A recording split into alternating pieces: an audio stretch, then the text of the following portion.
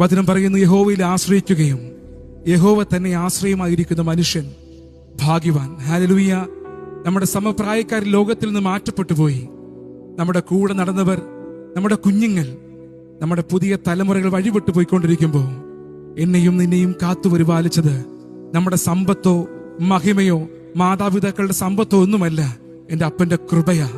എത്രവർക്ക് പറയാൻ കഴിയും, അപ്പാ നിന്നതല്ല, എന്റെ ദൈവം നിർത്തിയതാ. ഹല്ലേലൂയ. പറയാൻ കഴിയുമോ കുഞ്ഞുങ്ങളെ? പാഴും ശൂന്യവുമായിടത്തെ കർത്താവ് പരിവർത്തിച്ചപ്പോ സകലതും ഉളവായെങ്കിൽ എന്റെ ജീവിതത്തിൽ കർത്താവ് പരിവർത്തിക്കുന്ന പകലായെന്ന്. ഹല്ലേലൂയ. നിങ്ങളിൽ പുതിയ അഭിഷേകത്തിന്റെ പകൽ 2024 നമ്മെ വിട്ട് കടന്നുപോയി. 2025 ദൈവം നമുക്ക് തന്നിരിക്കുകയാ. 2025 പുതിയ അഭിഷേകത്തിന്റെ പകല. 2025 പുതിയ അനോയിന്റിങ്ങിന്റെ പകല.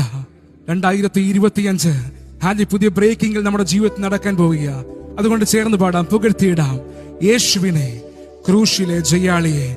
ഞങ്ങളോടൊപ്പം ചേർന്ന് പാടി നിങ്ങൾക്കും ദൈവത്തെ ആരാധിക്കാം. നന്ദിയോടെ അതിരങ്ങൾ ചലിപ്പിച്ചുകൊണ്ട് ആയിരിക്കുന്നത് കരങ്ങളെ തട്ടി ആ നല്ല പിതാവിന്, യാഹെന്ന ദൈവത്തിന് ചേർന്ന് പാടിക്കും നന്ദിയോടെ.